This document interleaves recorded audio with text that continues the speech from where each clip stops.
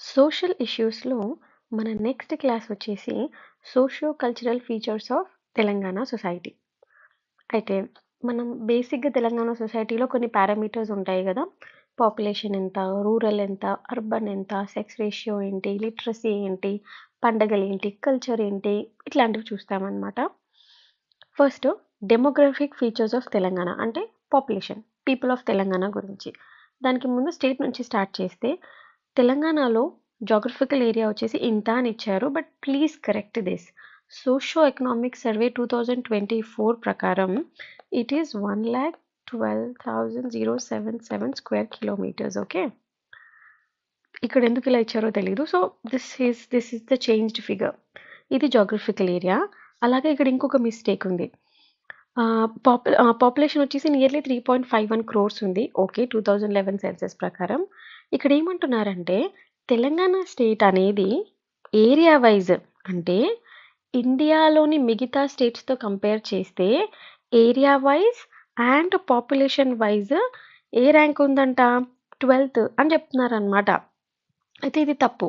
ఇక్కడ మనకు కావాల్సిన చేంజ్ ఏంటంటే పాపులేషన్ వైజ్ ఏమో 12th పొజిషన్లో ఉంది తెలంగాణ ఇండియాలో. ఓకే, ఏరియా వైజ్ ఏమో 11th పొజిషన్లో ఉంది. ఇది గుర్తుపెట్టుకోండి.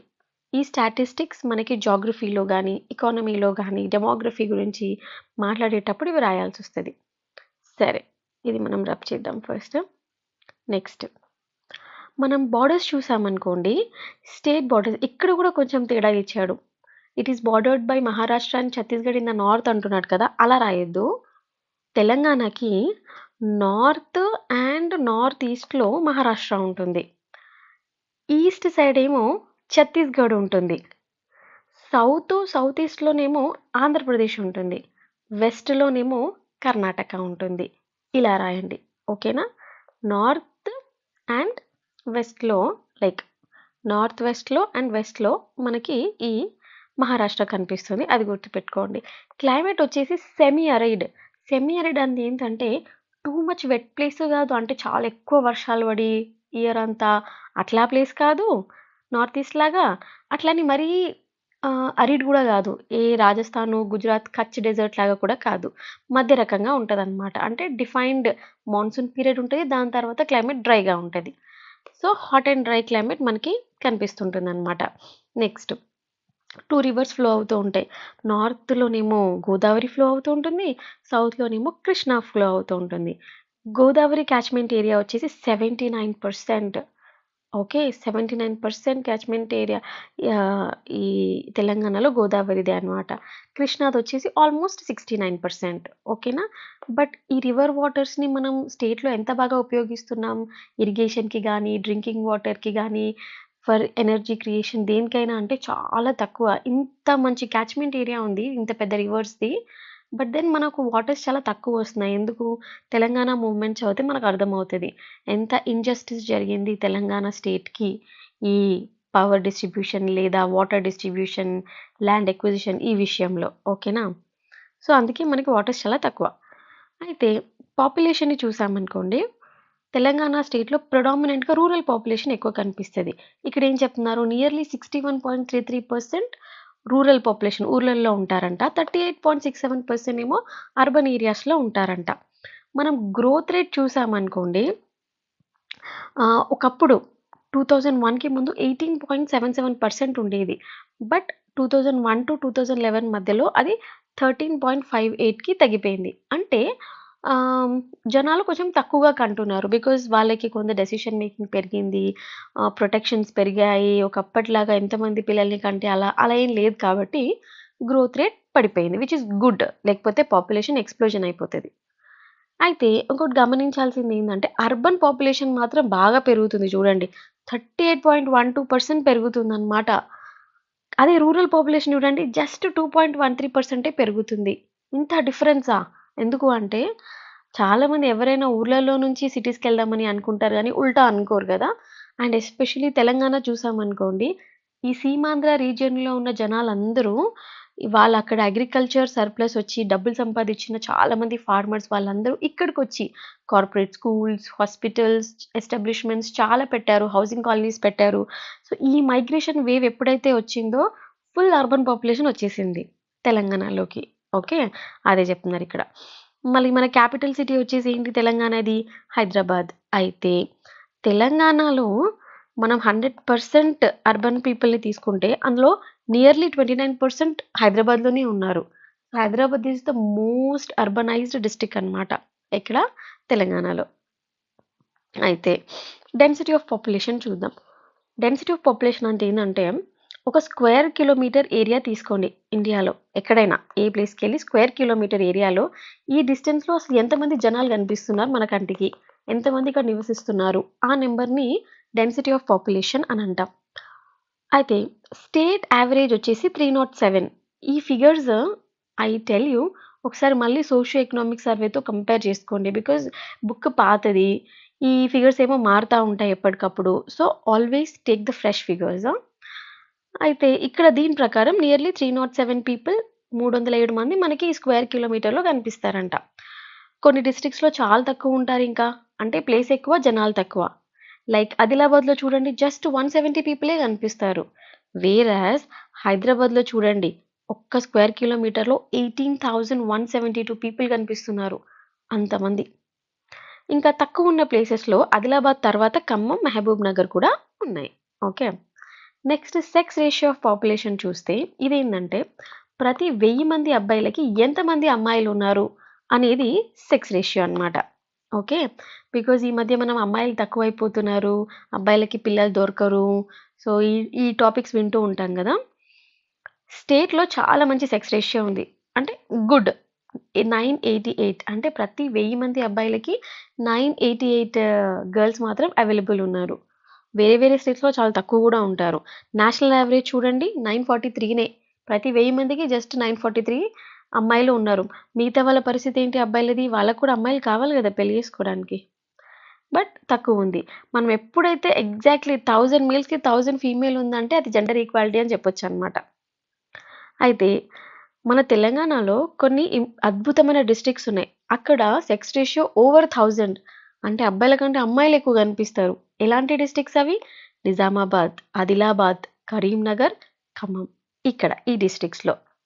అయితే మనం ఈ సెక్స్ రేషియో ఇంప్రూవ్ అవుతూ ఆ ట్రెండ్‌ని గమనిస్తున్నాం. 967 ఉన్నది కాస్త 91లో ఇప్పుడు 2011కి వచ్చేసరికి 988 అయింది.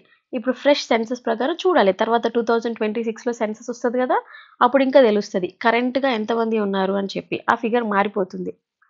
ఓకే. సెక్స్ రేషియో బానే ఉంది. కానీ చైల్డ్ సెక్స్ రేషియో బాగాలేదు తెలంగాణలో. అంటే చిన్న పిల్లల్లో స్పెషల్లీ 0-6 ఇయర్స్ ఓన్లీ ఈ పిల్లల్ని తీసుకున్నామనుకోండి.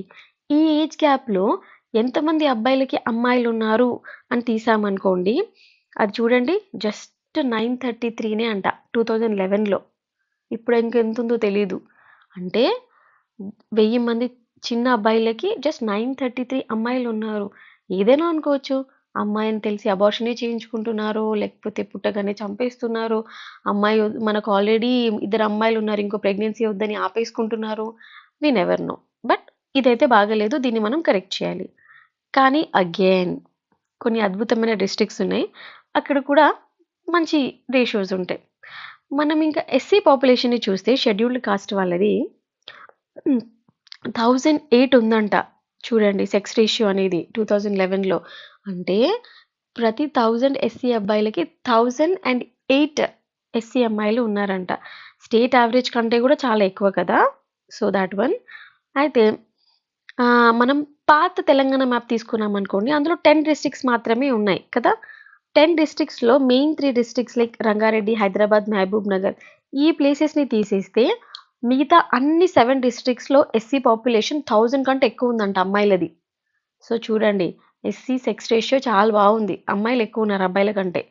అదే మనం షెడ్యూల్డ్ ట్రైబ్స్ గురించి చూసామనుకోండి. ఎస్టీ పాపులేషన్ చూస్తే 980 ఉన్నారనమాట.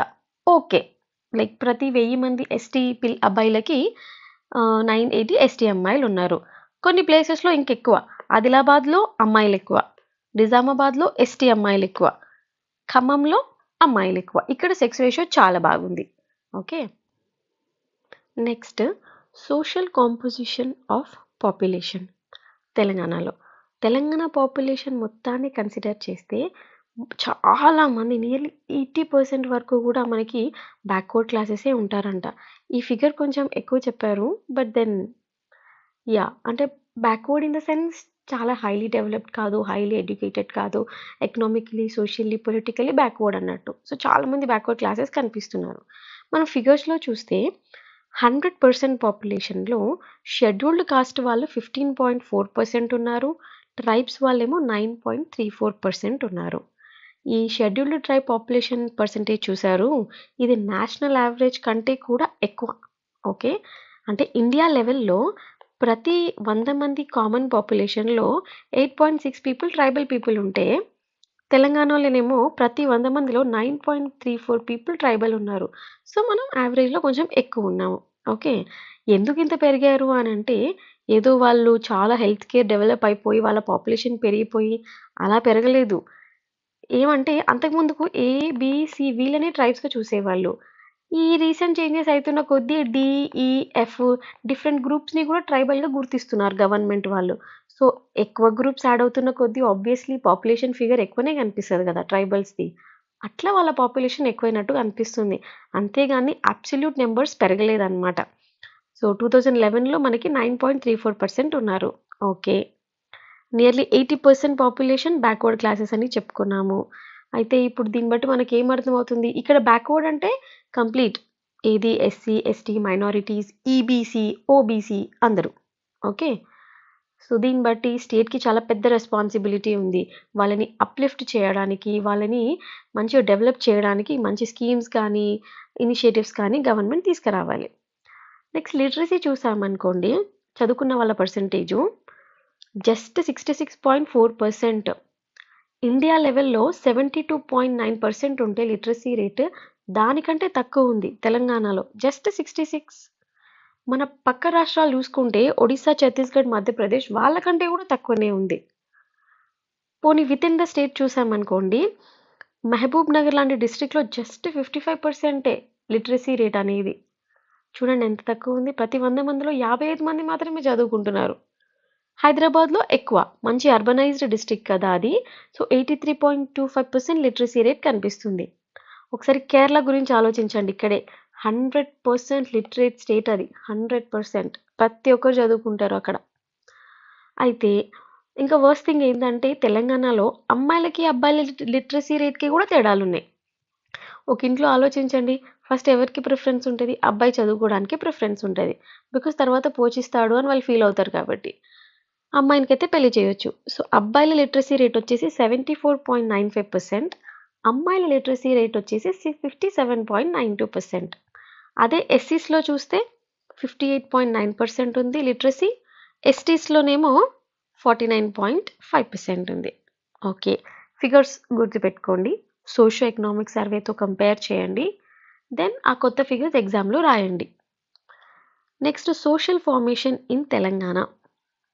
సో, ఈ సొసైటల్ ఫీచర్స్, ఫ్యాక్టర్స్ ఇవన్నీ ఎలా రైజ్ అయ్యాయి అసలు? ఇప్పుడున్న సొసైటీ ఎలా ఫార్మ్ అయింది? అంతకుముందున్న ఫౌండేషన్ ఏంటి? అని చూస్తే బేసిక్‌గా తెలంగాణ అనేది ఒక ఫ్యూడల్ స్టేట్ ఉండే.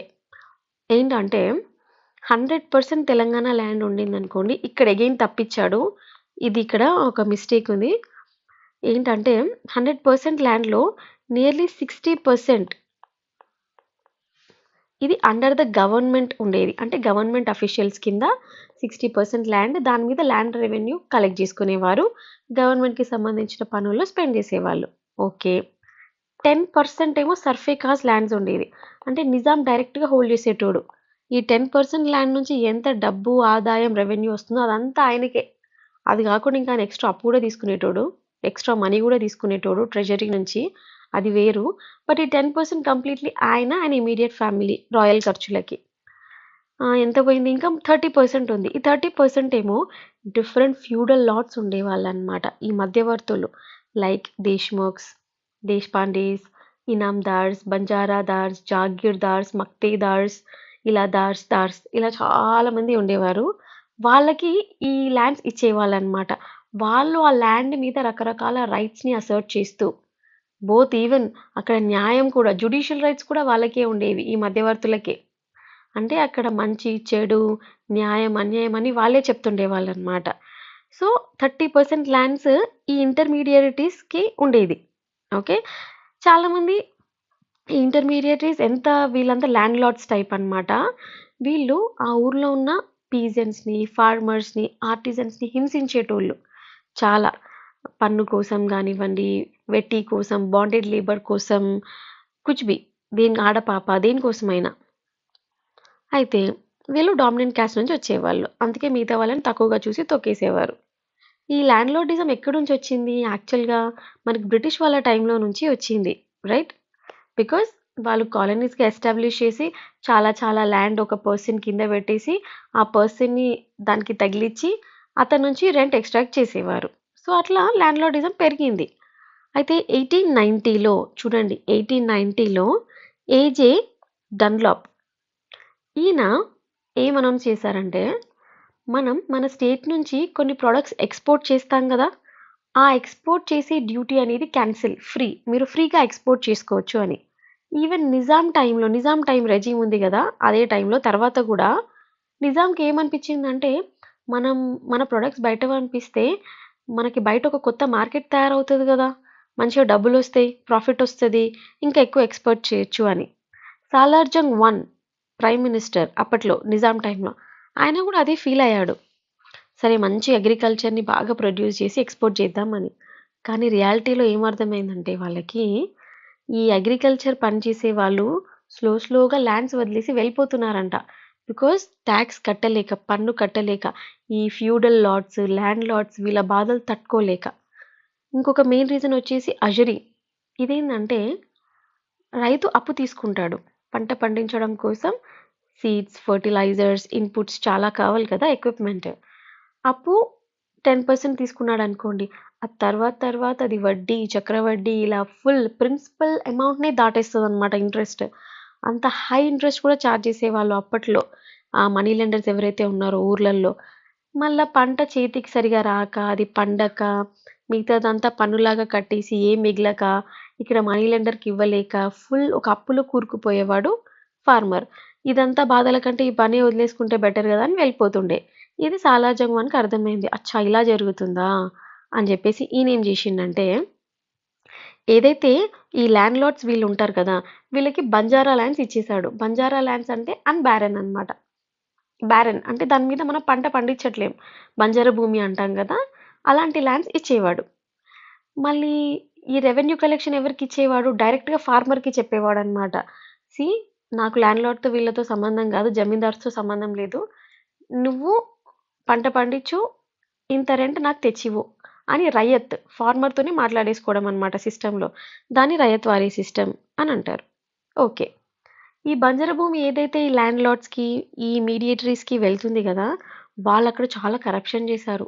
ఏంటంటే, ఇల్లీగల్ సర్వే నంబర్స్ పెట్టుకొని, ఒకే నంబర్ కింద చాలా వాస్ట్ ఏరియాస్ ఆఫ్ ల్యాండ్స్ అన్నీ వాళ్ళ పేరు కింద రాపిచ్చుకునేటోళ్ళు. ఆఫీషియల్స్‌తో ఫ్రెండ్‌షిప్ జేసుకొని, పైసలిచ్చి, బ్రైబ్ చేసి చాలా చాలా ల్యాండ్ అంతా వాళ్ళ పేరు మీద, వాళ్ళ నంబర్ కింద రాసుకునేవాళ్ళు. దీనివల్ల ఏమైంది? ఈ small farmers, poor pigeons again మళ్ళా వాళ్ళకి దెబ్బ పడింది. ఎందుకంటే చాలా చాలా ల్యాండ్ ఈ జమీందార్స్, ల్యాండ్ లార్డ్స్‌కి పోయింది. మళ్ళా again debt cycle, money lending, extra అడగడం పైసలు ఇవన్నీ జరుగుతున్నాయి. దీనివల్ల ఈ పూర్ పీపుల్, ఫార్మర్స్ ఎవరైతే ఉన్నారో వాళ్ళు వెట్టి సిస్టమ్‌లోకెళ్ళిపోయారు. వెట్టి అంటే ఒక కైండ్ ఆఫ్ బాండెడ్ లేబర్ అనమాట. 24 గంటలు పని చేయించుకుంటారు గానీ ఏం పైసలివ్వరు. ఎందుకు పని చేయించుకుంటారు? నువ్వు నా దగ్గర తీసుకున్న అప్పు కట్టలేదు. నువ్వు ప్రిన్సిపలే కట్టలే. ఇంట్రెస్ట్ అయితే మర్చిపో. ప్రిన్సిపలే కట్టలే. సో, నువ్వు జీవితాంతం పని చేసినా నా అప్పు తీరదు. నీ తర్వాత నీ కొడుకు, ఆ కొడుకు ఇట్లా 3, 4 జనరేషన్‌లు నా దగ్గరే పని చేయాలి. ఇట్లాంటి కండిషన్స్ ఉంటాయన్నమాట. సో, ఇదంతా almost synonymous with cost system గూడా.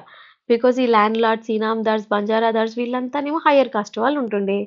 ఈ ఫార్మర్స్, పీజన్స్, రయత్స్ వీళ్ళంతానేమో లోవర్ కాస్ట్ వాళ్ళు. సో, ఈ 2 సినానిమస్‌గా నడుస్తూ ఉండే తెలంగాణలో. దొరరాజ్యం. దొరరాజ్యం అంటే ఏంటంటే మనం ఎవరైనా పెద్దవాళ్ళని మనకంటే సుపీరియర్ ఆర్ మనం భయపడే వాళ్ళని దొర అంటాం కదా! సినిమాలలో కూడా చూస్తాం 'రంగస్థలం' ఇలాంటి మూవీస్‌లో. సో ఆ కాలంలో దేశ్ముఖ్స్ని దొర అని పిలిచేవారనమాట. సో ఆయనది అథారిటీ ఉంటుంది ఒక ఊర్లో.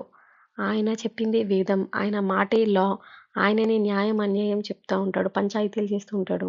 అందుకని ఆయన టైంని దొరరాజ్యం అని పిలిచేవారు. అయితే ఆ పర్టిక్యులర్ టైంలో మనకి హైదరాబాద్లో నిజాం రెజీమ్ ఉంది కదా. నిజాం రెజీమ్లో ఒక పర్టిక్యులర్ 2 ఆఫీసర్స్ ఉంటారు. What are those? ఒకరు పట్వారీ, ఇంకొకరు పటేల్. పట్వారీ ఏంటంటే రెవెన్యూ ఫంక్షన్స్, పన్ను కలెక్ట్ చేసి నిజాం ట్రెజరీకి ఇస్తాడు పట్వారీ. పటేల్ అనేవాడు లా అండ్ ఆర్డర్ సెట్ చేస్తాడు, ఎక్కడ గొడవలు అవ్వకుండా పీస్ మెయింటైన్ చేస్తూ ఉంటాడు. యూజువల్గా వీడు మిడిల్ క్లాస్ నుంచి వస్తారు, డెఫినెట్గా డిప్రెస్డ్ క్లాసెస్ నుంచి అయితే చాలా రేర్గా ఒక్కరిద్దరు, బట్ మ్యాక్సిమం మిడిల్ క్లాస్. అయితే వీళ్ళు కాకుండా ఇంకొక క్లాస్ ఉండేది ఆ ఊర్లో, వాళ్ళని పెద్ద రైతు ఆర్ ఆసామి అంటారు. యూజువల్గా వీళ్ళు కాపు కాస్ట్ అన్నమాట. సి దేశ్ముఖ్స్ హై, దేశ్ముఖ్స్ కింద కాపు కాస్ట్ వాళ్ళు ఉండేవారు, బికాజ్ వీళ్ళ దగ్గర కూడా మంచి ల్యాండ్ ఓనింగ్ కెపాసిటీ, చాలా ల్యాండ్ ఉండేది. అయితే ఈ పర్టికులర్ కాపు కాస్ట్ వాళ్ళు దేశ్ముఖ్స్కి మంచి ఒబీడియంట్గా, వాళ్ళతో ఫ్రెండ్లీగా, వాళ్ళకి రెస్పెక్ట్ఫుల్గా ఉండేవారు. బికాజ్ ఒకటి కాపు వాళ్ళకి ఉర్దూ రాదు, తెలుగు ఒకటే వచ్చు. దేశ్ముఖ్స్ ఏమో ఉర్దూ వచ్చు. సో ఒకవేళ కాపు కాస్ట్ వాళ్ళకి నిజాంతో ఏదైనా పనుందా, ఆఫీషియల్స్తో పనున్నా ఉర్దూ రావాలి కదా, రాదు. అందుకని దేశ్ముఖ్స్ మీద ఆధారపడేవారు, ఏదైనా ఇన్ఫర్మేషన్ సెండ్ చేయాలన్నా తీసుకోవాలన్నా సరే. ఓకే. అయితే 1931లో అప్పట్లోనే ఈ కాపు కాస్ట్లో కూడా డివిజన్స్ వచ్చాయి సెన్సెస్ ప్రకారం. లైక్ దాంట్లో కూడా మేమంటే మేము గొప్ప, మేమంటే మేము ముందు, ఎందులో అయినా మనకి క్లాషెస్ కనిపిస్తాయి కదా. ఈ సుపీరియారిటీ రేస్ మీద కాపులో కూడా రెడ్డీస్ అని, వెల్మాస్ అని, కమ్మాస్ అని ఇలా డివిజన్స్ వచ్చాయన్నమాట. సో సరే, ఎంత లోపల డివిజన్స్ ఉన్నా ఓవరాల్గా చూసుకుంటే ఈ కాపు వాళ్ళు మంచిగా పైసలున్నోళ్ళు, ఇంగ్లీష్ బాగా నేర్చుకున్న వాళ్ళు, తర్వాత వీళ్ళే ఫ్యూచర్లో పాలిటిక్స్లోకి వచ్చారు, లీడర్స్ అయ్యారు. మీరే చూడండి, మూవీస్లో ఇంద్రసేనారెడ్డి, చెన్నకేశవరెడ్డి, సమరసింహారెడ్డి, లేకపోతే రియల్ లైఫ్లో Revanth Reddy, Komat Reddy, so many Reddys, Kiran Kumar Reddy, YS Rajasekhar Reddy, Jagan Reddy, all Reddys. So అట్లా అనమాట. Next settlement pattern in rural Telangana చూసామనుకోండి, ఎక్కువగా కాస్ట్ నుంచి వచ్చింది. కాస్ట్ సెటప్కి సినానిమస్గానే ఉంటుంది. మీరు ఆర్డర్ ఆఫ్ ఇల్లులు చూస్తే ఎక్కువగా చూడండి, ఇప్పుడు కూడా ఈవెన్ మనకు కనిపిస్తే చాలా ఊర్లలో వర్ణ houses, అవర్ణ houses, 2 types of dwellings కనిపిస్తాయి. మనం ఈస్ట్ నుంచి వెస్ట్కి వెళ్తున్నాం అనుకోండి, ఇది వెస్ట్, ఇది ఈస్ట్. ఈస్ట్ నుంచి వెస్ట్కి వెళ్తుంటే ఇక్కడ శూద్రాస్ ఉంటారు, లోవర్ కాస్ట్గా పిలువబడ్డ వాళ్ళు. తర్వాత వైశ్యాస్, తర్వాత క్షత్రియాస్, ఫస్ట్లో టాప్లోనేమో బ్రాహ్మణ్స్ అనమాట. ఇట్లా ఆర్డర్ మెయింటైన్ అవుతుంది చాలా ఊర్లలో, ఇప్పుడు కూడా అలా కనిపిస్తూ ఉంటుంది. Next excuse me, Reddy and Velama కాస్ట్లు, వీళ్ళు ఫ్యూడల్ కమ్యూనిటీ. ఇప్పుడున్న కాలంలో వీళ్ళు పవర్ఫుల్ కమ్యూనిటీస్ అన్నమాట, బికాజ్ వీళ్ళ కింద చాలా అమౌంట్స్ ఆఫ్ ల్యాండ్ ఉండింది. ఒకప్పుడు నుంచి వాళ్ళు క్యారీ చేస్తున్నారు. ఒకప్పుడు ఏంటంటే వీళ్ళు ఇంత పెద్ద ల్యాండ్స్ కంట్రోల్ చేస్తూ దాంట్లో రెవెన్యూ అంతా కలెక్ట్ చేసి డైరెక్ట్గా నిజాం ట్రెజరీలోకి పంపించేవారనమాట. సో ఈ particular Reddy and Velama cost యొక్క హెడ్స్ ఉంటారు కదా, వాళ్ళే దొరల్లాగా బిహేవ్ చేసేవాళ్ళు. దొర రాజ్యం అని చెప్పాము, ఆయన చెప్పింది వేదం అని చెప్పాము. ఇలాంటి వాళ్ళు ఉండేవాళ్ళు దొరలు ప్రతి ఊర్లో. నెక్స్ట్ కల్చర్ ఆఫ్ తెలంగాణ చూస్తే మెజారిటీ ఆఫ్ ది పీపుల్ మాట్లాడే భాష ఏంటి? తెలుగు. కానీ 1948 వరకు కూడా ఉర్దూనే అఫీషియల్ లాంగ్వేజ్ ఇక్కడ హైదరాబాద్కి. ఎందుకంటే రూలర్స్ ఎవరు? నిజాం, రైట్? సో మనం పాస్ట్లోకి వెళ్ళినా కూడా మనకి బహమానీ కింగ్డమ్ ఉంది, ముఘల్స్ వచ్చారు, అండ్ దెన్ కుతుబ్ షాహీస్ వచ్చారు, తర్వాత నిజామ్స్ వచ్చారు.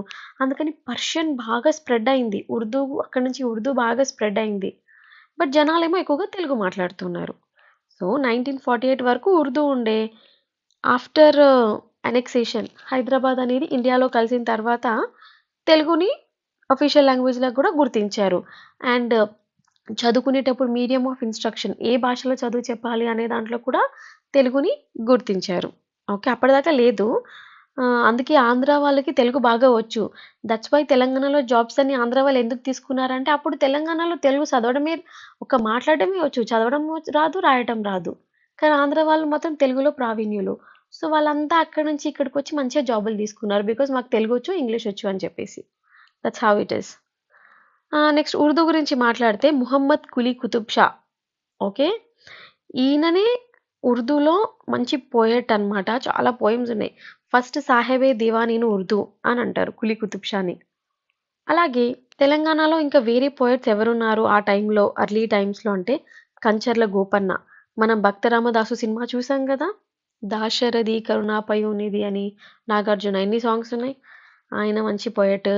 గోన బుద్ధారెడ్డి, పాల్కుర్కి సోమనాథ, మల్లినాథ సూరి, హులుక్కి భాస్కర వీళ్ళంతా అప్పట్లో ఎర్లీ పోయెట్స్.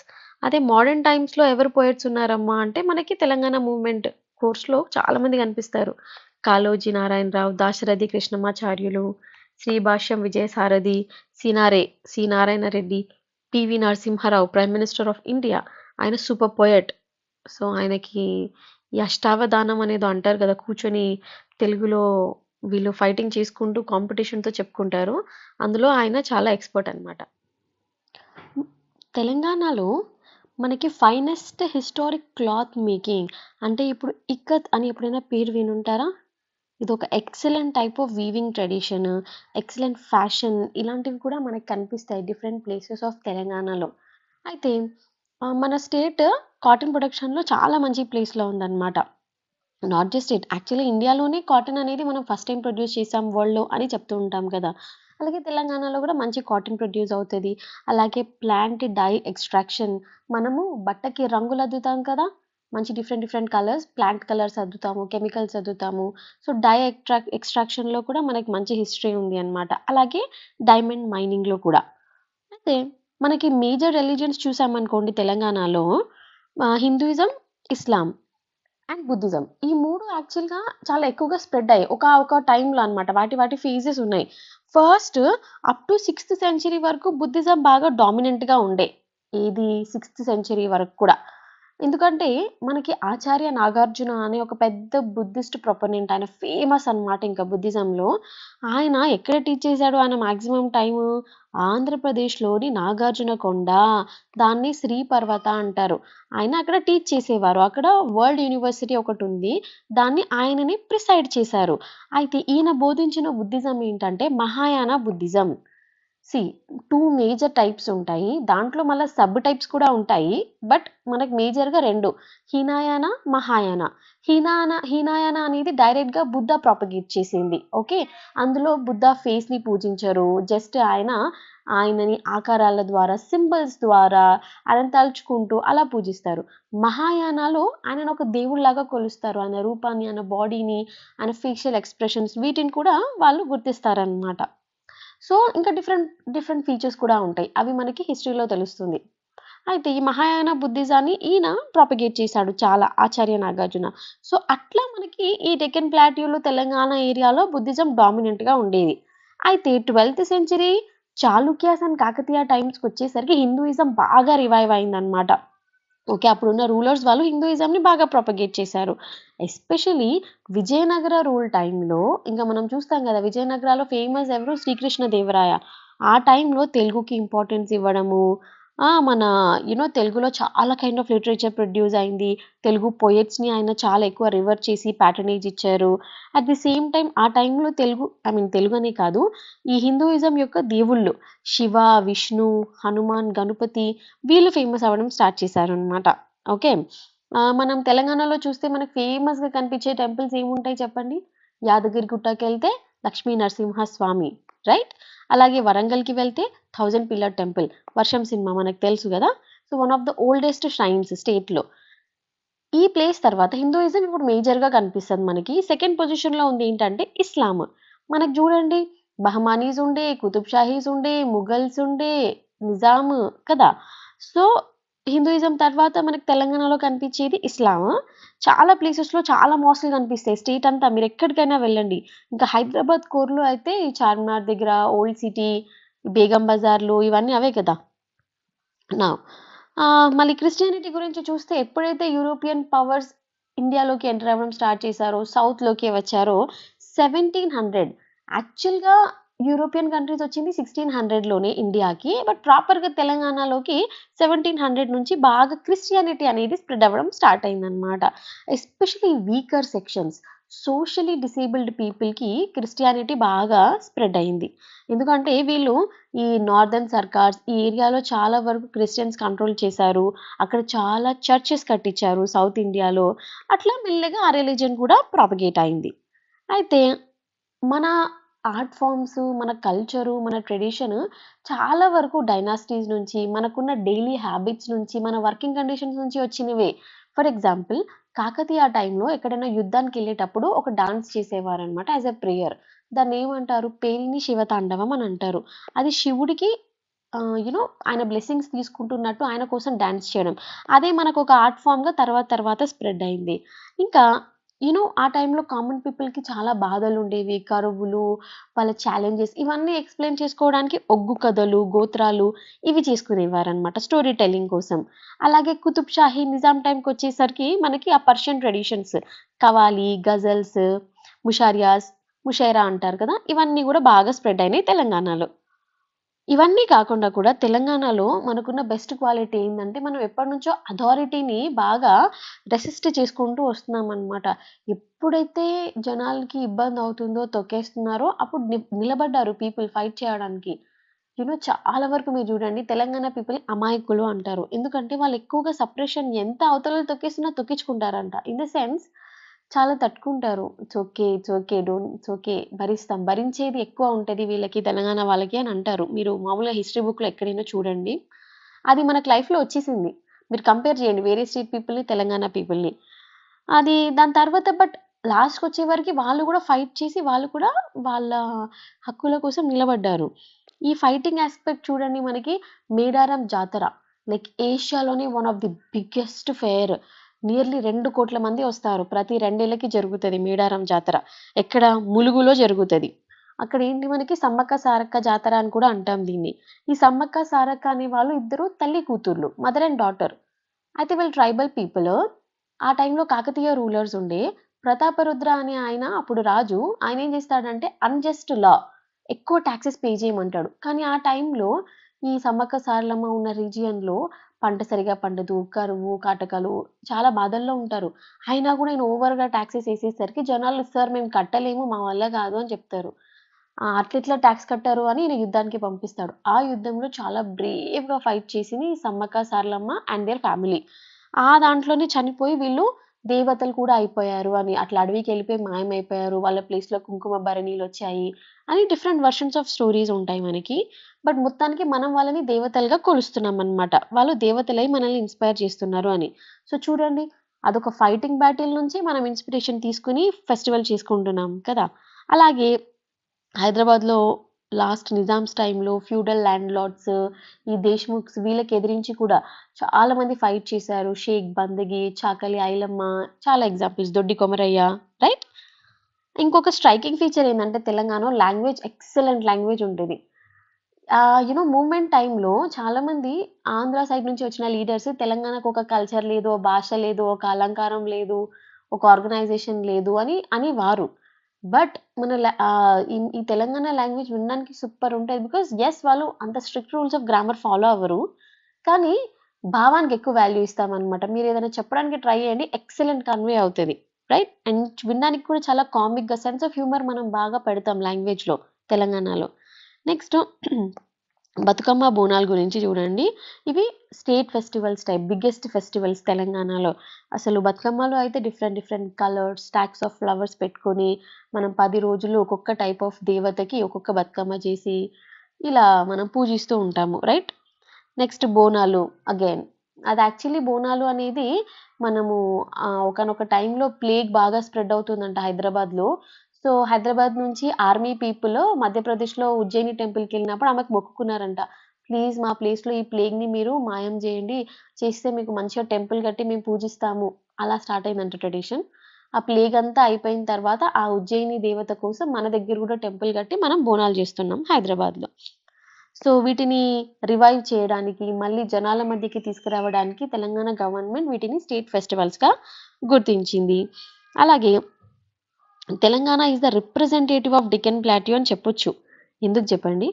నార్త్ నుంచి చూస్తే అందరూ వచ్చి ఇక్కడ సెటిల్ అవుతున్నారు. సౌత్ నుంచి అందరూ పైకొచ్చి ఇక్కడ సెటిల్ అవుతున్నారు. ఇది ఎట్లుంది మధ్యలో ఒక మంచి సెంటర్ ప్లేస్ లాగా ఉంది గదా! తెలంగాణలో. అక్కడ మనకి గంగా, యమున, తహజీమ్ అంటాం. డిఫరెంట్ కల్చర్స్, డిఫరెంట్ రేసెస్ అబ్బో! చాలా కనిపిస్తాయన్నమాట. So, you can definitely tell Telangana as a representative of Deccan plateau. ఇక్కడ చూడండి. ఇందాకే మనం బోనాలు డిస్కస్ చేసాం గదా! దాని గురించే కొంచెం డీటెయిల్డ్‌గా రాశారు. సో, మనకి బోనాలు అనేది హిందూ కమ్యూనిటీలో very famous festival. Especially Hyderabad, సికింద్రాబాద్‌లో చాలా ఎక్కువగా అన్ని పార్ట్స్ ఆఫ్ తెలంగాణలో చేస్తారు. బట్ హైదరాబాద్, సికింద్రాబాద్‌లో ఎక్కువగా కనిపిస్తది. ఏ దేవతను కొలుస్తున్నారు? మహాకాళి. ఈ టైంలో అమ్మగారికి, మహాకాళి గారికి కుక్డ్ రైస్ అదే అన్నంని బెల్లంతో, పాలతో ఉడికిచ్చి ఒక స్వీట్ లాగా తయారు చేస్తారు. చేసి బ్రాస్ వెసిల్ గానీ, కుండలు గానీ వాటిలో పెట్టుకొని అది నెత్తి మీద పెట్టుకొని దాని చుట్టూ ఆ కుండ చుట్టూ మంచిగా పసుపు, కుంకుమ, వేపాకులతో డెకరేట్ చేసి దాన్ని క్యారీ చేస్తారు తల మీద. ఎవరు? విమెన్. అయితే ఈళ్ళెళ్ళేటప్పుడు వెనకాల డప్పు కొట్టేవాళ్ళొస్తారు. ట్రెడిషనల్‌గా ఎగురుకుంటూ డాన్స్ చేసేవాళ్ళు గూడా వస్తూ ఉంటారు పక్కన. అయితే స్పెషల్లీ ఇది గంగమ్మ తల్లిని ఆనర్ చేయడానికి అండ్ హర్ బ్రదర్ పోతులరాజు. నిజాం టైంలో ఇంకెక్కువ పీక్‌లోకెళ్ళిపోయిందనమాట ఈ బోనాలు ఫెస్టివల్ అనేది. అయితే ఫస్ట్ ఎక్కడ స్టార్ట్ అవుతుంది అంటే గోల్కొండ ఫోర్ట్‌లోని గోల్కొండ మహంకాళి టెంపుల్ దగ్గరికెళ్ళి ఆమెకు దండం పెట్టుకొని, అక్కడి నుంచి సికింద్రాబాద్‌కెళ్ళి ఉజ్జయిని మహాకాళి టెంపుల్, బల్కంపేట ఎల్లమ్మ టెంపుల్ ఆమె దగ్గరికెళ్ళేసి కూడా దండం పెట్టుకుంటారు. ఇది యూజువల్‌గా జూలై, ఆగస్ట్ ఆ టైంలో అవుతది. ఇప్పుడు నేను క్లాస్ చెప్పే టైం కూడా బోనాలు జరుగుతున్నాయి బయట. So, special pujas mostly first day of the festival time అప్పుడు, last day of the festival time అప్పుడు చాలా పెద్ద స్పెషల్ పూజస్ చేస్తారు. Thanksgiving pujas. అయితే ఇక్కడ చూడండి ఉజ్జయిని మహాకాళి టెంపుల్ ఇన్ సికింద్రాబాద్ అని. యాక్చువల్లీ ఉజ్జయిని మధ్యప్రదేశ్‌లో. బట్ ఇక్కడెందుకొచ్చింది ఈ పేరు అనంటే ఇందాక నేను చెప్పిన స్టోరీ. 1830లో ఆర్మీకి సంబంధించిన హైదరాబాద్ బెటాలియన్ వాళ్ళు అప్పుడు మధ్యప్రదేశ్‌లో ప్లేస్ అయ్యున్నారు. వాళ్ళకి తెలిసిన న్యూస్ ఏందంటే ప్లేగ్ బాగా స్ప్రెడ్ అయింది హైదరాబాద్, సికింద్రాబాద్‌లో. వాళ్ళ ఫ్యామిలీస్, వాళ్ళకి కావాల్సిన వాళ్ళు చాలా మంది చనిపోతున్నారు. ఇది తెలిసి ఆ దేవతకు మొక్కుకున్నారక్కడ. ఉజ్జయిని మధ్యప్రదేశ్‌లో మహాకాల్ టెంపుల్‌కెళ్ళి, తల్లి ప్లీజ్ ఆ ప్లేగ్‌ని మీరు దూరం చేస్తే మా ప్లేస్‌లో మీ ఐడల్ అదే మీ విగ్రహాన్ని మేము ఇన్‌స్టాల్ చేసుకొని మేము మిమ్మల్ని పూజిస్తాము అని. ఆ తర్వాత ప్లేగ్ పోయింది. అందుకోసం మనం ఈ ఫెస్టివల్‌ని స్టార్ట్ చేస్తాం. అమ్మాయిలు మంచిగా సిల్క్ శారీస్ కట్టుకొని చాలా బాగా రెడీ అయ్యి ఫుల్ ట్రెడిషనల్ జ్యువెల్లరీ వేసుకుంటారు. అండ్ రిథమిక్ డాన్సెస్ చేస్తూ ఉంటారు. తర్వాత ఈ గ్రూప్ ఆఫ్ భక్తులు ఎవరైతే ఉన్నారో మహాకాళి దేవతకి పేపర్‌తో తయారు చేసి దాంతో స్టిక్స్‌తో ఎరెక్ట్ చేసిన కొన్ని తొట్టెల లాంటి గిఫ్ట్స్ ఆమెకి తయారు చేసి ఇస్తారంట. తర్వాత ఈ కుండలు వేసుకొని ఈ గ్రూప్ ఆఫ్ పీపుల్ అందరూ డిఫరెంట్ డిఫరెంట్ ప్లేసెస్‌కెళ్తారు బోనాలు టైంలో. ఈ హరిబౌలి అక్కన్న, మాదన, లాల్ దర్వాజా, ఉప్పుగూడ, మీరాలం మండి, కాసర్‌గట్ట, గౌలీపుర, సుల్తాన్ షాహి, మైసమ్మ టెంపుల్ ఆఫ్ బొగ్గులకుంట ఇలా చాలా ప్లేసెస్. ఇందులో ఒక 2, 3 రాయండి ఎగ్జామ్‌లో బావుంటుంది. Next Bathukamma festival. Hindu women of Telangana. హిందూయిజంలో one of the major festivals వచ్చేసి దసరా. దసరా టైంలో మనం జరుపుకునే పండగ బతుకమ్మ పండగ. ఈ ఏ టైంలో వస్తది? సెప్టెంబర్ టు అక్టోబర్ టైంలో వస్తది. మన లూనార్ క్యాలెండర్ ప్రకారం భాద్రపద అమావాస్య, దాన్ని మహాలయ అమావాస్య అంటారు. ఆ టైంలో మనం బతుకమ్మ పూజ స్టార్ట్ చేస్తామనమాట. యూజువల్లీ 9 డేస్ జరుపుకుంటాము. ఒక్కొక్క రోజు ఒక్కొక్క బతుకమ్మ పేరు ఉంటది. ఇట్లా ఎంగిలి బతుకమ్మ, నానబియ్యం బతుకమ్మ, అలిగిన బతుకమ్మ ఇలా ఒక్కొక్క బతుకమ్మ పేరుతో మనం సెలబ్రేట్ చేస్తాము. లాస్ట్ బతుకమ్మ డే వచ్చి సద్దుల బతుకమ్మ లేదా పెద్ద బతుకమ్మ అని కూడా అంటారు. ఈ లాస్ట్ డే యూజువల్‌గా దసరాకి 2 రోజుల ముందు వస్తుందన్నమాట. అయితే ఈ 9 డే బతుకమ్మ ఫెస్టివల్ తర్వాత మనకి బొడ్డెమ్మ ఫెస్టివల్ అని ఇంకొకటుంటది. అదేమో 7 రోజులు జరుపుకుంటారు. ఎందుకు అంటే బతుకమ్మ అంటేనే బతుకు. బతుకు మన లైఫ్‌లో ప్రాస్పెరస్‌గా ఉండాలి మనము.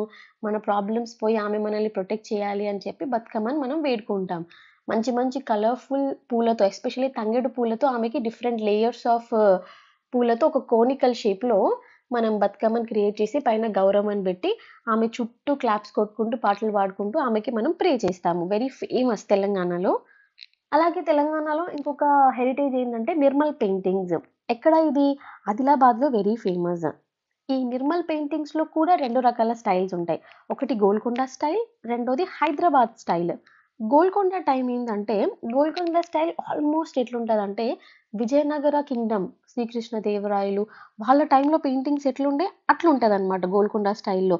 ఎక్కువగా గోల్డ్‌ని బాగా వాడతారు. వైట్ కలర్స్‌ని వాడతారు. సో, ఇది గోల్కొండ స్టైల్‌లో. ఇంకొకటేంటిది హైదరాబాద్ స్టైల్. అది నిజాం టైంలో బాగా ఫేమస్ అయింది. సో నిజాం టైంలో అంటే ముఘల్ టైంలో ఎలాంటి పెయింటింగ్స్ ఉంటే అట్లా కనిపిస్తుంది హైదరాబాద్ స్టైల్లో. అంటే మంచి బ్రైట్ కలర్స్ యూజ్ చేసుకుంటా ఎక్కువగా మన చుట్టూ ఉన్న ల్యాండ్స్కేప్, కల్చరు, జ్యువెలరీ, కాస్ట్యూమ్స్ వీటికి ఇంపార్టెన్స్ ఇస్తూ వేస్తారనమాట. ఏది లోకల్గా ఇవి ఎట్లున్నాయి వాటిని పిక్చర్స్లో డెపిక్ట్ చేస్తారు హైదరాబాద్ స్టైల్లో. ఇవి నిర్మల్ పెయింటింగ్స్ గురించి చూసాము. మనకి జాగ్రఫికల్ ఇండికేషన్ కూడా ఉంది నిర్మల్ పెయింటింగ్స్కి. ఓకే, జిఐ ట్యాగ్ ఉంది. Next cost and ethnicity in Telangana region చూస్తే మనకి తెలంగాణ పీపుల్ గురించి తెలియాలి అంటే మనం డెఫినెట్గా కాస్ట్ సిస్టమ్ గురించి మాట్లాడకుండా ఉండలేము. ఎందుకంటే ఈ పీపుల్ యొక్క ఆలోచనలు, వాల్యూస్, నాలెడ్జ్, పర్సెప్షన్స్ అన్నీ కాస్ట్ సిస్టమ్ నుంచి వచ్చింది. తెలంగాణలో కాస్ట్ అంటే జస్ట్ ఒక హైరార్కీ కాదు, ఇది పెద్ద కాస్టు, ఇది తర్వాత కాస్టు, ఇది చిన్న కాస్టు, అట్లా కాదు. ఆ హైరార్కీతో పాటు వాళ్ళ ఆక్యుపేషన్స్, వాళ్ళు చేసే పనులు కూడా కాస్ట్‌కి టై అయ్యి ఉంటాయి. మీరొకసారి తెలంగాణ స్టేట్‌లో చూడండి. గొల్ల కమ్యూనిటీ, కుర్మా కమ్యూనిటీ వీళ్ళు మోస్ట్‌లీ ఏం చేస్తారు చెప్పండి? గొర్రెల్ని కాస్తారు. అవునా? పేరుకే ఆ కాస్ట్ నుండి వేరే చేయడం కాదు. మోస్ట్‌లీ కాస్ట్ పనులే చేస్తూ ఉంటారు. ఇప్పుడు సాలెవారు ఉంటారు, పద్మశాలీస్ చాలామంది వీవింగే చేస్తూ ఉంటారు. సో, అట్లా కాస్ట్ పనులు బాగా ఆక్యుపేషన్ వైస్ కూడా చేస్తుంటారనమాట. అలాగే రెడ్డి, కాపూస్ వీళ్ళు ఒకప్పుడు ల్యాండ్ లార్డ్స్ గదా! ఇప్పుడు కూడా వాళ్ళ కింద చాలా అమౌంట్ ఆఫ్ ల్యాండ్స్ ఉన్నాయి. అగ్రికల్చర్ చేపిస్తున్నారు. యెస్. చాలామంది ఇప్పుడు అగ్రికల్చర్ ఆల్మోస్ట్ అన్ని కాస్ట్ వాళ్ళు ఇన్వాల్వ్ అయ్యున్నారు. ఎక్సెప్ట్ బ్రాహ్మిన్ వాళ్ళు. బ్రాహ్మిన్ వాళ్ళు యూజువల్‌గా ఈ పూజలు ఇలాంటి వాటికి రెస్ట్రిక్ట్ అయిపోయి ఉన్నారు చాలా వరకు. బట్ మిగతా అన్ని కాస్ట్‌ల వాళ్ళు ఏ ఆక్యుపేషన్ అని సంబంధం లేకుండా ఫ్రేమింగ్ నుంచి కార్ట్ వర్క్, క్రాఫ్ట్ వర్క్ వరకు అన్ని రకరకాల పనులు చేస్తున్నారు. బట్ తెలంగాణలో మీకు ఖచ్చితంగా కనిపించేది ఏంటంటే ఏ కాస్ట్ వాళ్ళు మోస్ట్‌లీ ఆ ఆక్యుపేషన్ చేసేవాళ్ళు కనిపిస్తారు బాగా. అయితే ట్రైబ్స్ ఇన్ తెలంగాణ చూద్దాం ఇప్పుడు. ట్రైబల్ పీపుల్ మనకు ఎక్కువ ఎక్కడ కనిపిస్తారు? నాట్ ఇన్ తెలంగాణ, ఇండియా మొత్తంలో ఎక్కువగా హిల్స్ మీద, గుట్టల మీద, కొండల మీద, అడవుల్లో ఇక్కడ కనిపిస్తా ఉంటారు. రైట్? మనం తెలంగాణ ట్రైబ్స్‌ని చూస్తే ఆదిలాబాద్‌లో ఉట్నూర్ ఏరియాలో మనకి Gonds like Gond tribal people కనిపిస్తారు. మనకి కొమరం భీం, రైట్? అలాగే ఆదిలాబాద్‌లో కొంతమంది కొల్లాం పీపుల్ కూడా కనిపిస్తారు. అలాగే ఎటూర్ నాగారం వరంగల్ సైడ్ అక్కడ కోయాస్ కనిపిస్తారు. ఈ కోయా ట్రైబ్సే గదా! మనకి మేడారం సమ్మక్క సారక్క జాతర చేస్తారు. అలాగే కోయాస్ ఖమ్మం, భద్రాచలంలో కూడా కనిపిస్తారు సౌత్ ఈస్ట్‌లో. నెక్స్ట్ నల్లమల్ల ఫారెస్ట్ మనం కింద మహబూబ్ నగర్, నాగర్ కర్నూల్, ప్రకాశం ఏరియా ఇక్కడ చూసామనుకోండి చెంచూస్ కనిపిస్తారు. అక్కడ నల్లమల్ల అడవులు ఉన్నాయి గదా! దట్టంగా అక్కడ ఉంటారనమాట. సో, ఏ ట్రైబల్ పీపుల్‌కి వాళ్ళకంటూ డిఫరెంట్ ట్రెడిషన్స్, వాళ్ళ కస్టమ్స్ వాళ్ళకున్నాయి. ఒకరిని ఇంకో దాంతో మనం మ్యాచ్ చేయలేము. వాళ్ళ ఫుడ్, వాళ్ళ భాష, డయలెక్ట్, వాళ్ళ డాన్స్, వాళ్ళ క్లోథింగ్, వాళ్ళ విజ్డమ్, వాళ్ళ నాలెడ్జ్ అంతా డిఫరెంట్. ఎవరిది ఆళ్ళది సెపరేట్‌గా ఉంటది. ఎక్కడో ఒక దగ్గర కోయిన్సైడ్ అవుతది గానీ మాక్సిమం ఎవరి ఫెస్టివల్స్ వాళ్ళవే, ఎవరిది వాళ్ళదే. అయితే ఈ కోలాం ట్రైబ్ అనేటోళ్ళు in and around Utnoor. Utnoor ఎక్కడుంది? ఆదిలాబాద్‌లో ఉంది. అక్కడ కనిపిస్తారనమాట. ఇది కొంచెం ఫేమస్ ట్రైబ్. కోయా ట్రైబ్ తర్వాత. కొలామ్స్ చూడ్డానికి అబ్సల్యూట్ ద్రవిడియన్ పీపుల్ లాగే ఉంటారు. మీరు ఆర్యన్ పీపుల్ చూడండి. నార్త్ ఇండియన్ పీపుల్ ఆల్మోస్ట్ ఒకేలాగా తెల్లగా, షార్ప్ నోస్, చాలా పొడుగ్గా, ప్రాపర్ వెల్ బిల్ట్ స్ట్రక్చర్‌తో ఉంటారు. కొంచెం ద్రవిడియన్ ఫీచర్స్ ఎట్లుంటాయి? కొంచెం పొట్టిగా, కొంచెం హెల్తీగా, నల్లగా, రింగులు జుట్టేసుకొని ఇలా ఉంటారు. సో, కొంచెం ద్రవిడియన్ ఫీచర్స్ ఈ కొల్లమ్స్‌లో ఎక్కువగా కనిపిస్తాయి. వాళ్ళు తెలుగు, మరాఠీ మాట్లాడతారు. ఎందుకంటే ఆదిలాబాద్ ఏరియా గదా! మనకి నార్త్‌లో ఏముంది? మహారాష్ట్ర ఉంది. బార్డర్ దాటితే. బార్డర్‌కి ఇవతల తెలంగాణ, అవతల మహారాష్ట్ర. సో, వాళ్ళకి తెలుగు, మరాఠీ 2 వచ్చు. And patriarchal society. అంటే ఏంటంటే ఫ్యామిలీకి హెడ్ ఎవరు? మగ మనిషి. ఒక మేల్ మెంబర్. వీళ్ళ ఫేమస్ ఫెస్టివల్ ఏంటి? భీమన్న ఫెస్టివల్. వీళ్ళు ఫస్ట్ నుంచి ఇక్కడే పుట్టి, పెరిగి ఇంకా ప్రాపగేట్ అవుతున్న ట్రైబల్ పీపుల్ అన్నమాట. వేరే దగ్గర నుంచి వచ్చి ఇక్కడ సెటిల్ అయిన వాళ్ళు కాదు. ఒరిజినల్ ఇన్హాబిటెంట్స్ వీళ్ళు. తర్వాత ఇంకొక ట్రైబ్ వచ్చేసి కోయా ట్రైబ్స్. వీళ్ళు సమ్మక్క సారలమ్మ జాతర చేస్తారు ఎవ్రీ 2 ఇయర్స్‌కి. మేడారం విలేజ్‌లో, ములుగులో. ఇది one of the famous most sacred fires. ఈ స్టోరీ మనం ఆల్రెడీ డిస్కస్ చేసాం. ఇద్దరు ట్రైబల్ లీడర్స్‌ని డైటిఫికేషన్ చేసి దేవతలుగా కొలుస్తూ ఎవ్రీ 2 ఇయర్స్‌కి ములుగులో చేస్తారనమాట. నెక్స్ట్ నాగోబా జాతర. ఇది కూడా ఆదిలాబాద్‌లో గోండ్ ట్రైబ్స్ ఎస్పెషల్లీ మేసారం క్లాన్‌కి సంబంధించిన గోండ్ ట్రైబ్స్ చేస్తారు. వాళ్ళ దేవుడొచ్చేసి సర్పరాజు, పాము. ఓకే. సో, ఆయన నాగోబా గాడ్ అంటారు. ఆయనని పూజిస్తే వీళ్ళకున్న ప్రాబ్లమ్స్, రోగాలు, అన్ని పెస్ట్‌లు, పంట అన్నీ మంచిగానే చూసుకుంటాడు, కాపాడుతాడు అని నాగదేవుడికి పూజిస్తారు. నాగోబా జాతరలో. Land ownership pattern in tribal Telangana. తెలంగాణలోని ట్రైబల్ పీపుల్ వాళ్ళకి ఎంతవరకు ల్యాండ్స్ ఉన్నాయి, వాళ్ళ ఓనర్షిప్ రైట్స్ ఎట్లున్నాయో చూద్దాము. తెలంగాణలో ట్రైబల్ పర్సంటేజ్ ఎంత ఉంది? ప్రతి 100 మందిలో 9.3% ట్రైబల్ పీపుల్ ఉన్నారు కదా. అది మనం కంబైన్డ్ ఆంధ్రప్రదేశ్ స్టేట్లో ఉన్నప్పుడు జస్ట్ 6.99 ఉండే అనమాట. కానీ డివైడ్ అయిపోయిన తర్వాత ఎక్కువ కనిపిస్తుంది, ఎందుకంటే తెలంగాణలో ట్రైబల్ పీపుల్ ఎక్కువ ఉన్నారు కాబట్టి. బట్ వీళ్ళకి చాలా ల్యాండ్ ఇష్యూస్ ఉన్నాయి. ఎలా అంటే ఇప్పుడు ఎక్కడెక్కడైతే ట్రైబల్ పీపుల్ ఉన్నారో కరెంట్‌గా ల్యాండ్‌ని హోల్డ్ చేస్తున్న వాళ్ళు, నిజంగా ల్యాండ్‌ని కల్టివేట్ చేస్తున్న వాళ్ళు, వాళ్ళ పేర్లే లేవు పట్టాల మీద. వాళ్ళ పేరు మీద ఎటువంటి ల్యాండ్ రికార్డింగే లేదు. మరట్లా లేకపోతే వాళ్ళు బ్యాంక్‌కెళ్ళి లోన్ ఎట్లా తెచ్చుకుంటారు? ఏదైనా గిర్వీ పెట్టాలి గదా! కొలేటరల్ ఇవ్వాలిగా. నీ ఓనర్‌షిప్పే లేదు ల్యాండ్‌కి. నీకు వాళ్ళు లోన్ ఎందుకిస్తారు బ్యాంక్ వాళ్ళు? సో, వాళ్ళకి ఇన్‌స్టిట్యూషనల్ ఫైనాన్స్ దొరకడం అనేది కష్టంగా ఉంది. మన హిస్టరీలో చూసుకుంటే ఒక యాక్ట్ ఉంది. Andhra Pradesh state scheduled areas land transfer regulation 1959 act. దీని కింద ఏంటంటే ఈ ట్రైబల్ పీపుల్ యొక్క ల్యాండ్స్ అనేవి మనం నాన్ ట్రైబల్ పీపుల్కి అమ్మకూడదు. It's very strict rule. ఇప్పటికి కూడా అది ట్రైబల్ పీపుల్ ల్యాండ్ ట్రైబల్ పీపులే కొనుక్కోవాలి. ఓకే. ట్రైబల్ పీపుల్ ల్యాండ్ గవర్నమెంటే కొనాలి, ఒకవేళ వాళ్ళకి ఏదైనా డెవలప్ చేయాలి, ఏదైనా క్రియేట్ చేయాలి అసెట్ అన్నప్పుడు. కానీ ట్రైబల్ పీపుల్ యొక్క ల్యాండ్ నాన్ ట్రైబల్స్ కొనుక్కోకూడదు అని. బట్ మనం తెలంగాణలో చూస్తే ఒక 5 ఏజెన్సీ మండల్స్ ఉన్నాయి. ఇంద్రవెల్లి, ఉట్నూర్, నార్నూర్, జైనూర్, సిర్పూర్. ఇక్కడైతే nearly 2000 units of properties, houses, buildings అన్ని నాన్ ట్రైబల్ కింద ఉన్నాయంట. చాలా లైన్స్ వాళ్ళ ఇల్లీగల్ పొజిషన్లో ఉన్నాయి. ఇది ఎస్పెషలీ ఆంధ్రప్రదేశ్ టైంలో ఎక్కువ జరిగినాయి అన్నమాట ఈ ల్యాండ్ ట్రాన్స్ఫర్స్ అనేవి.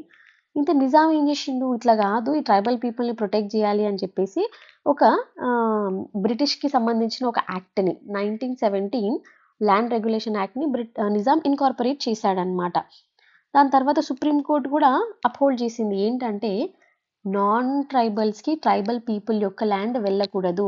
ఒకవేళ అలా వెళ్ళిన ల్యాండ్ అంతకు ముందుకు అది నల్ అండ్ వాయిడ్, అవన్నీ తిరిగి మళ్ళీ ట్రైబల్స్కి ఇచ్చేసేయాలి, రీస్టోర్ చేయాలి అని చెప్పి.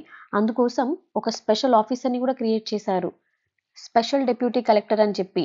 ఎవరి ట్రైబల్ పీపుల్ ల్యాండ్ వాళ్ళకి వెళ్ళేటట్టు ఈ ఆఫీసర్ చూసుకోవాలి. ఓకే.